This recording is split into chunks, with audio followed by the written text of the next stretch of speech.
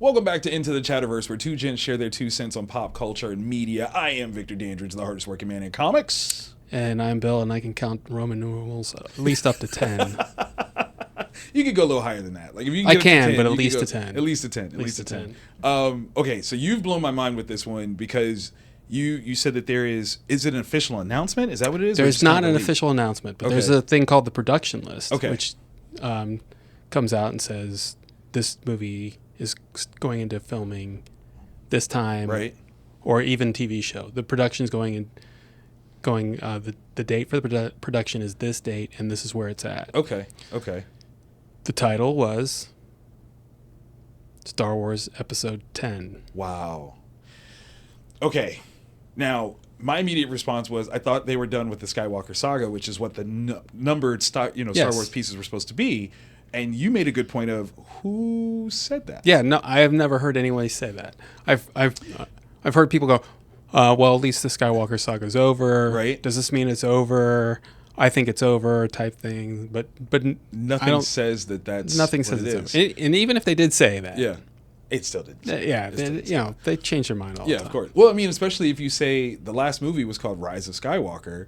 Rise is the beginning of something, not the end of something. So that would be a very poorly worded title if it was actually supposed to be the end. For a poorly written movie, yes. Oh, shots fired.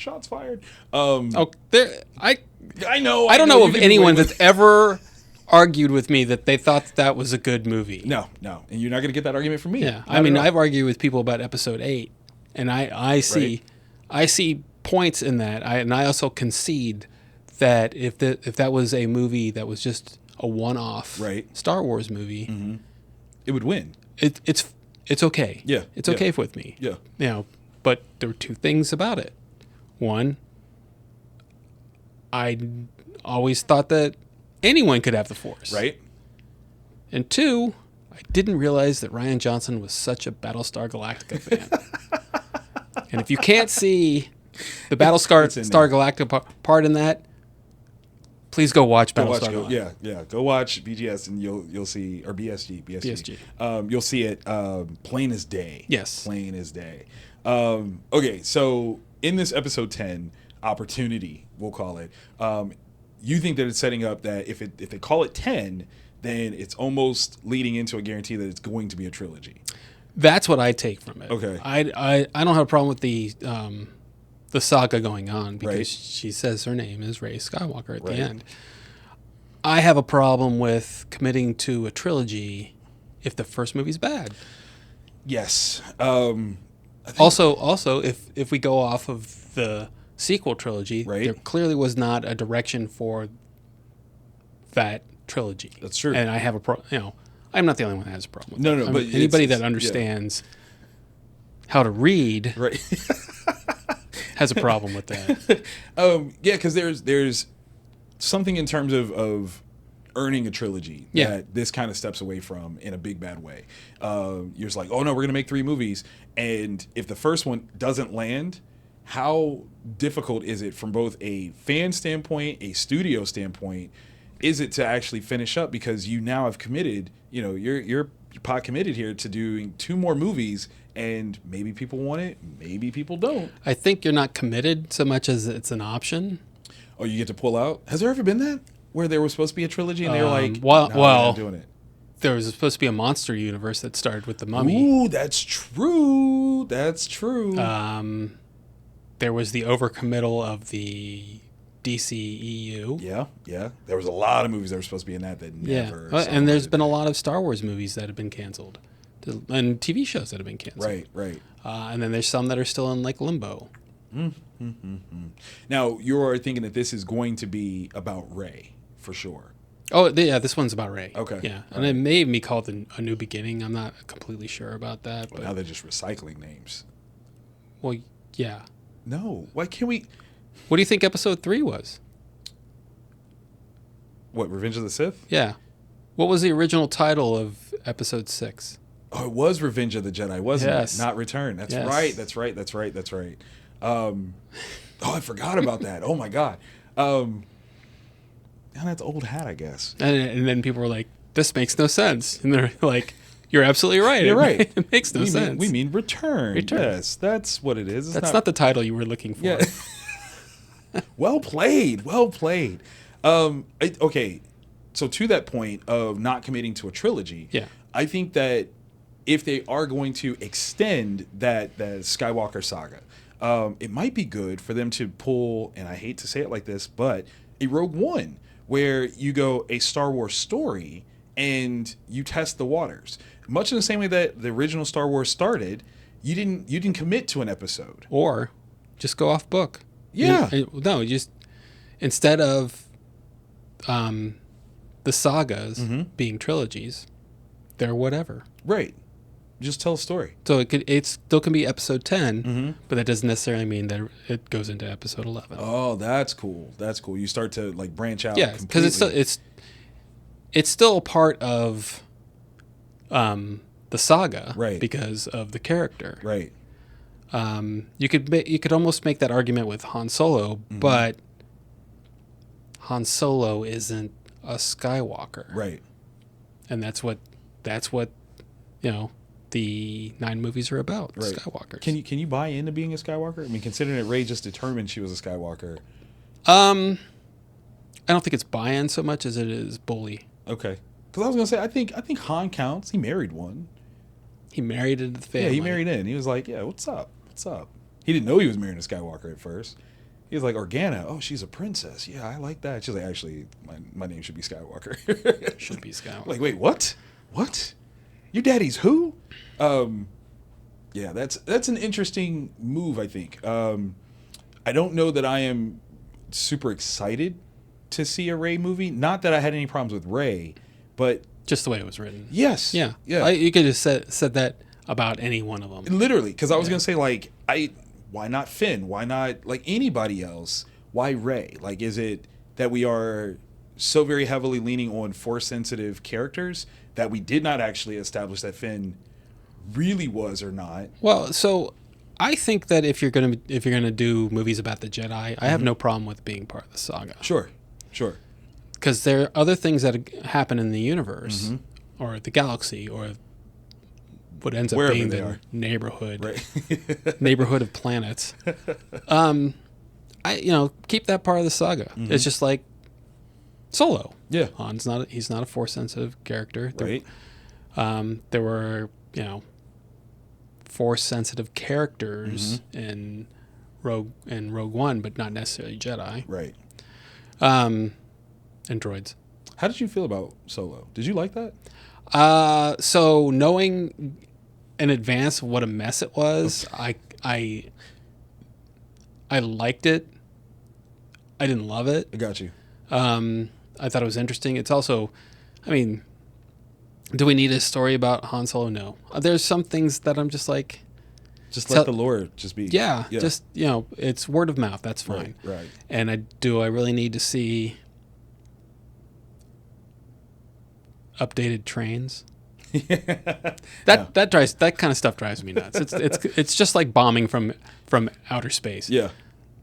That makes no sense. Right. There's no gravity. There's nothing to fall. Yes. It's not going to happen. Yeah. It makes no sense to me. What are we doing? I thought it was okay. Okay. But you could kind of see where he was being told to act like himself, right? Or act like Harrison Ford playing Han Solo. Yeah. I think my biggest problem with it, because it doesn't stick in my memory very well, which is a statement unto itself. I thought that they played all of Han's greatest hits in one movie, and they shouldn't have done that. Like, if you want to give him the Millennium Falcon in that one, cool. But then we're not going to do the Parsec run. Not yet. Like, let him have the Falcon for a while before he does this, because then it becomes this thing of it's him knowing his ship so well, which is why he could do this, not just, oh, I'm a really good pilot and I can do it. Build it into... I never thought he was a good pilot. I always thought he was just lucky, and I think that's what that was all about. Okay. Was that he's lucky. Just always lucky. Yeah. That's fair. I think I just didn't want to see all of his luck in one movie. You know what I mean? Like, that's... I do think the best thing about Solo was Donald Glover as Lando Calrissian. Without a doubt. Like, the cast... Like, I looked and I was like, Yes. Yeah, that was like perfect casting. And then they don't follow up with that. Well, because it tanked. That movie tanked. I mean, it did, but like, that's got nothing to do with Lando. Like, give us some good Lando. You know,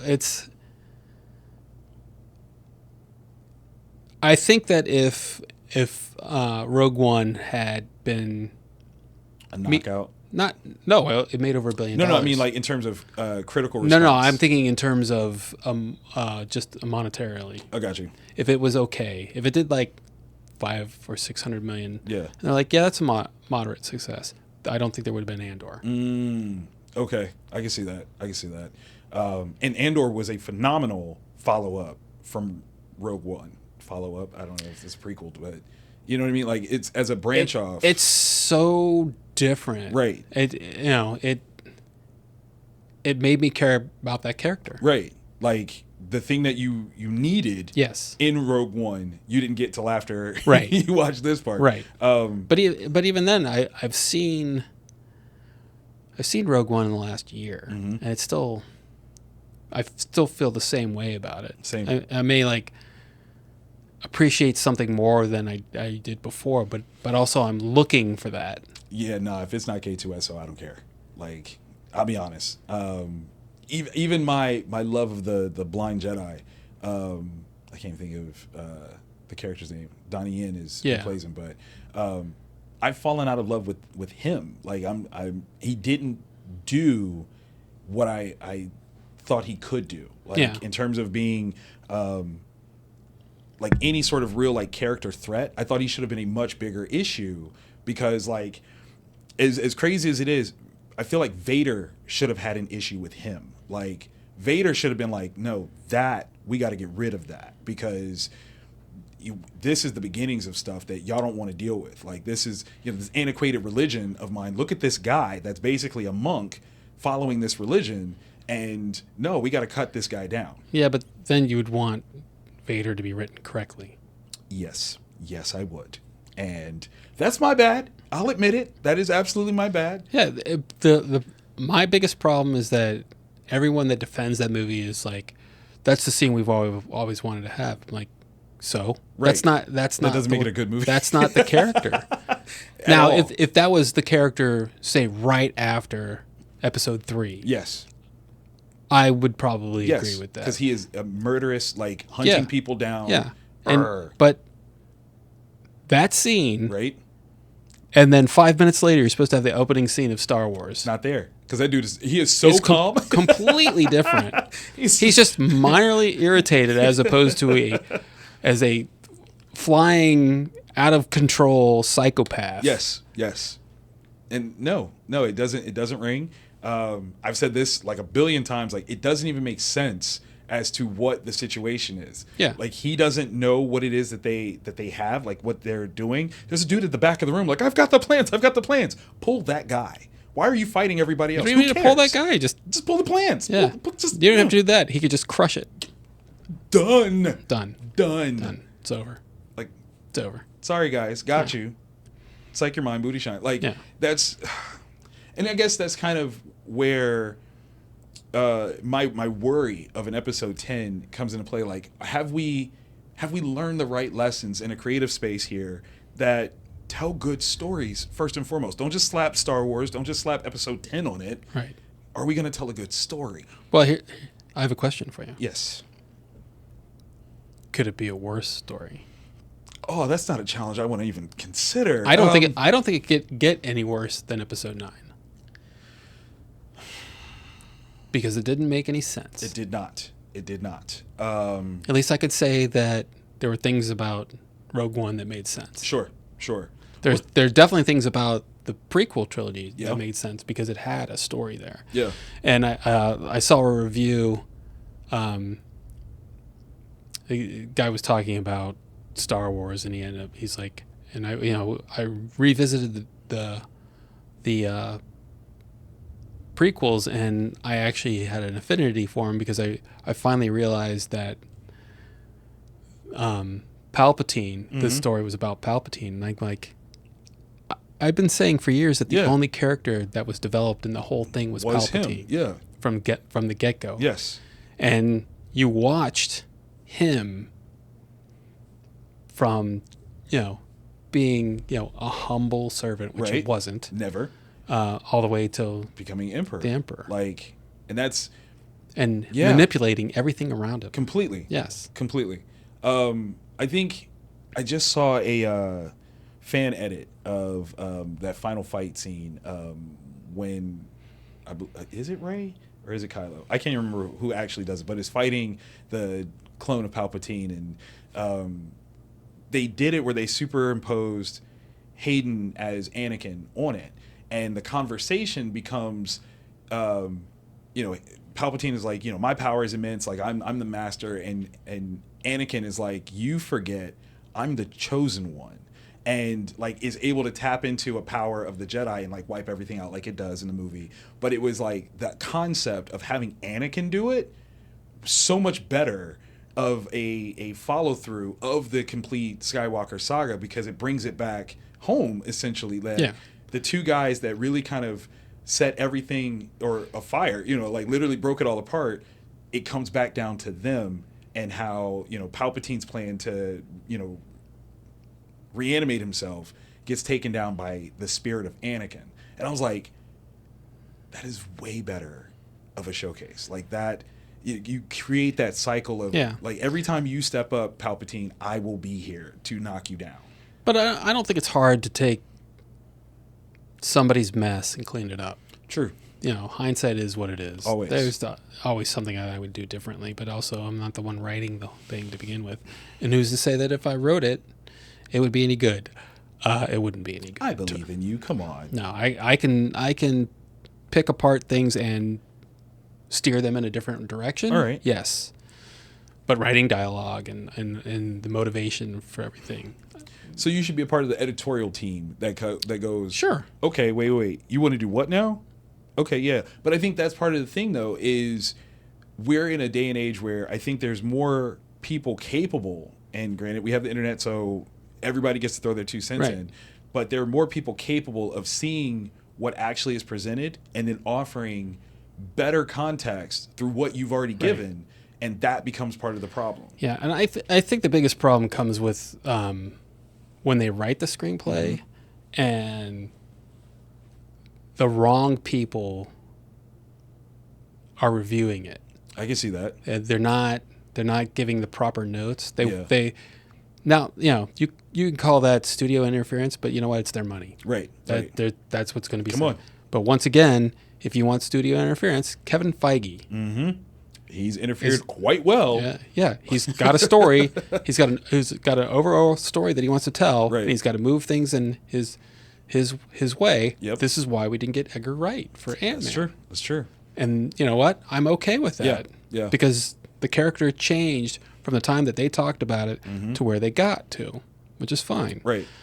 But there's too many people that are like, I think we should see this instead of that. And I'm not necessarily saying that you need a fan in there, but you need someone there that knows the story. Yes. That pays attention. Yes. And if they don't know the story, then what they say isn't going to make any sense. Right. And I think there's that fine line, right, between someone that is an appreciator of it and just a person that's trying to contribute a portion, a role or something like that. Like, if you care enough about it, you'll go, hey, wait, what about this? Because that always takes me back to, oh my God, I can't think of his name. Did he voice Darth Maul in Clone Wars or something like that? But they were all sitting around, and Dave Filoni was having this statement about if they do this thing, they can set up how Padme could meet Anakin's mom. And this guy was like, wait, Padme did meet his mom. And he's like, what? And he's like, episode 1, like, Padme is there when they get introduced to Anakin. Like, she did meet his mom. And like Dave Filoni's like, oh my God, I didn't even realize that. Like, it was right, and I missed it. And someone was like, someone out nerded Dave Filoni about Star Wars? I think I know who you're talking about. I can't think of his name. But yeah, so like that level of we're going back to Battlestar Galactica on this one, aren't we? Am I right? Is he in Battlestar? No, I don't think he's in Battle. Is he? Hold on. Anyway. Because I think he also played Doomsday on Smallville. That's the same guy? Yeah. Okay. All right. Yeah. So yes, like that level of paying attention is necessary. Because again, not that Dave Filoni isn't a big fan. He definitely is. No, he's a super nerd. Yeah. Yeah. But like, you need someone that's actually, like, hey, remember this actually did happen. And just to know that he was able to throw in something that would kind of keep the narrative from being totally derailed by, the actually crowd. Yeah. Sam Witwer. That's his name. Yeah, he was in Battlestar Galactica. Okay. All right. Wow. So Star Wars could be saved completely if you just embrace Battlestar. And once you said he out-nerded someone, that he is like the ultimate Star Wars nerd. Really? Yes. That's awesome. Yeah. That's awesome. I may not be a huge fan of some of the characters. Like, I don't like Doomsday anyway. Fair. And I didn't like it in Smallville. Right. But I really couldn't stand him in Battlestar Galactica. Really? And like on purpose, like he was playing a character that you're not. Yeah, because at the yeah. Okay. Yeah. I got you. Good job, Sam. Good job. But he also does the voice of Palpatine. Oh, does he? Okay. Yeah. I couldn't remember who he. But yeah, he does do Maul. Okay. I enjoy him. Yeah. I do enjoy him, and I enjoy seeing interviews with him. Yes, because he's a fun guy. Yeah. Like he seems like super fun. But yeah, so like I think the more opportunities where folks that have that mindset can be involved in the creative process would be fantastic. I almost wonder, like, would producers ever do that, where they get like a consortium of sorts of actually nerds that you can go, hey, we got this project and we need you to bring like the sledgehammer to it and go, okay, here's the narrative. Yeah. Based on what we're telling you, not just things that but based on what we're telling you, where are the holes? This is where we go back to Andor. Yeah. You have someone like Tony Gilroy, who's not a Star Wars fan. Right. And he told people, if you want to be here, leave your fandom at the door. Yes. This is where you get someone like him to write, and then have someone like Filoni look it over and fill in the blanks. Yeah, just like, this won't work because of this. Right. Maybe even throw in. Well, he's creative officer, right? Mm-hmm. So he could throw in whatever he wants. I have my problems. I had an argument yesterday about Clone Wars. Okay. And movie or show? The show. Okay. And someone was saying, telling someone that they missed out on it. Like, no, you didn't. And it was back and forth like that. And I go, no, you didn't miss anything. I mean, why? What's the argument that they did miss out? Like, because it was really good and it won some kids awards. That doesn't mean I missed out, though. No, and the biggest part of the argument was that the person he was talking to said he couldn't get into it. Well, then what? There's no argument. And he's like, oh, you really missed out. I'm like, no, he didn't. No, he tried. He didn't like it. Yeah, it was like, no, he attempted. Yeah. It wasn't like it flew by him. No, he tried and didn't like it. That would be just like if I said, you didn't like The Next Generation? Well, I couldn't get past the first season. Like, oh, yeah, but if you get it to the third, then you get the payoff. And I don't want to have to get there then. Yeah, and I understand that. Yes. I totally understand that. Yes. It's just like I say the same thing about DS9. DS9 had a rough first two seasons and really, really got its speed in the third. But I also I'm not gonna say if you gave it a shot, you gave it a shot. Yep. It's just like I got asked if I watched the season premiere of House of the Dragons. I'm like, I didn't finish the first season. Same. And it wasn't because I didn't like it. It's just I wasn't engaged and I really was never engaged in Game of Thrones either. Got you. Except that there were people around me that were talking about it. Yeah. But in the day and age we live in now, not everyone's watching things when they come out. That's true. That makes sense. I think that you're absolutely right. Like getting someone to write like a really good story Yeah. and then asking a super fan or knowledgeable person Yeah. to double check that is the thing that makes it work. Well, and that can also, if depending on your ego, Sure. if you go with the writing credit. Yeah. This is the story that I've written. This is the outline of the story that I've written. Fill in the blanks, and it becomes Victor and Bill. Right. You know, I don't see anything wrong with that. Yeah, but but you're right. that's, That's ego know, gets in the way. not only that. It also depends on how they get paid. Right. What's the contract? That Sure. kind of stuff. Sure. And I understand all that stuff, but also, do you want to be known as someone that can collaborate? I do. You know what I mean? Yeah. Like that's. I mean, bigger picture. Right. That's right. just me. In the end, you want to tell a really good story. Mhm. Yes, you do want to get paid for it. Absolutely. But you know what? You want to continue to work. Yes.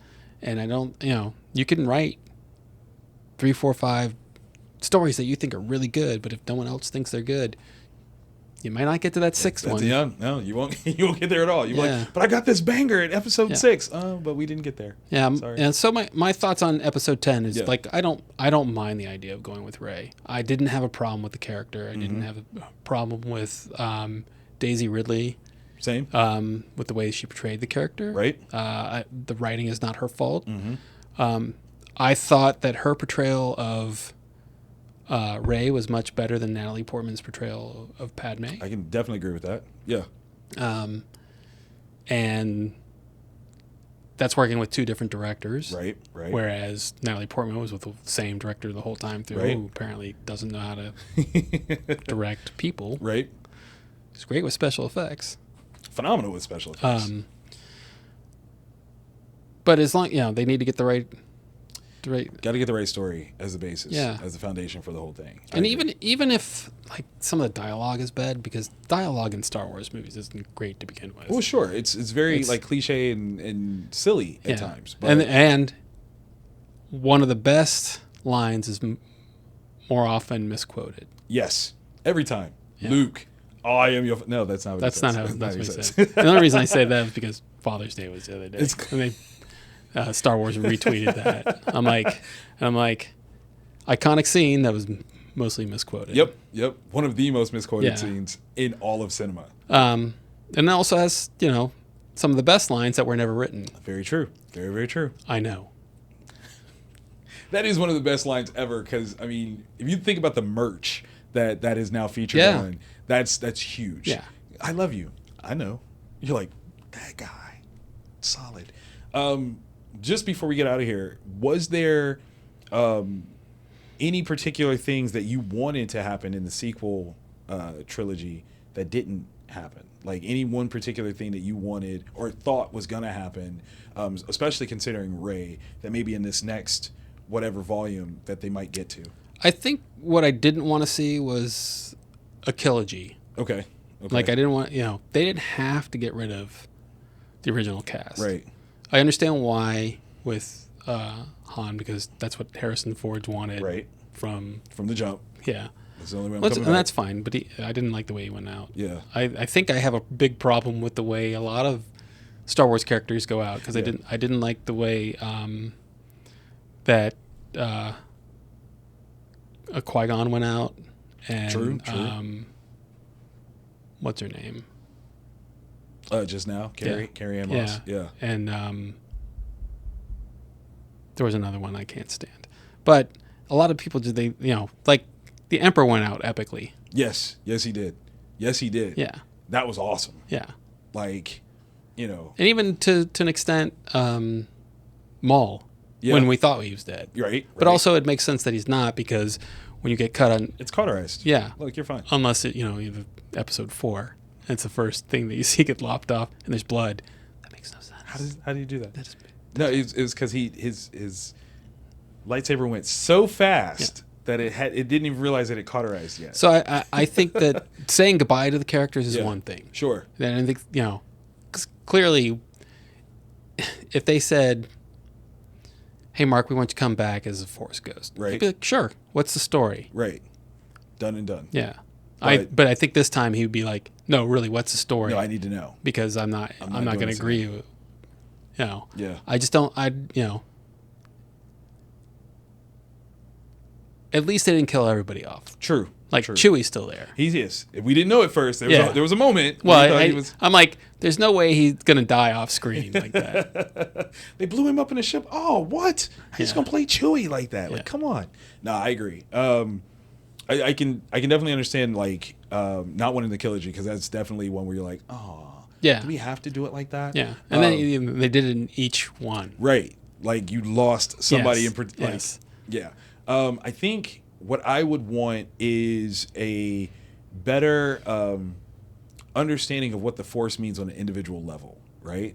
Because like throughout the Skywalker trilogy, there was like this concept of the Force, and it's like, oh, it's this sense of good, and you got to follow this, and we got to build this back up. I would want for in this one, at the very least, that the Force is something so very unique that it's not tainted by either Jedi or Sith intentions, and we see that explored through Rey, where she's one that's like, I'm going to decide what the Force is. Like, this is my choice now, and I hope that's what we get, more than just the same old I'm fighting the Empire type stuff. I understand that, but also I don't want. You don't want that? No, I don't want anything more to be told about the Force. Just that people have it. Okay, use like the mystery. Yeah, I'm not mad at that. I'm not mad at that at all. I was fine with not knowing the origin of Wolverine forever. Yes, and I would have been happier had I never found that out. I also would have been happier and never find out that he had claws to begin with. Well, I mean, because that actually would have made that character that much better when Magneto ripped off. Yeah. Because then been he's like, he pops his claws again. You're like, oh my God. You know what? That's true. That would have been an amazing moment after. Oh, all right. He goes to pop his claws. And he's like, oh, I don't have those anymore. I don't. Dang it. Yeah, that would have been cool. All right. Well, since that got taken from me, jeez. Guys, thank you so very much for tuning into the Chatterverse. Once again, I'm Victor Dandridge, the hardest working man in comics. And I'm Bill, and I do like the number X. We'll see you guys next time. Peace.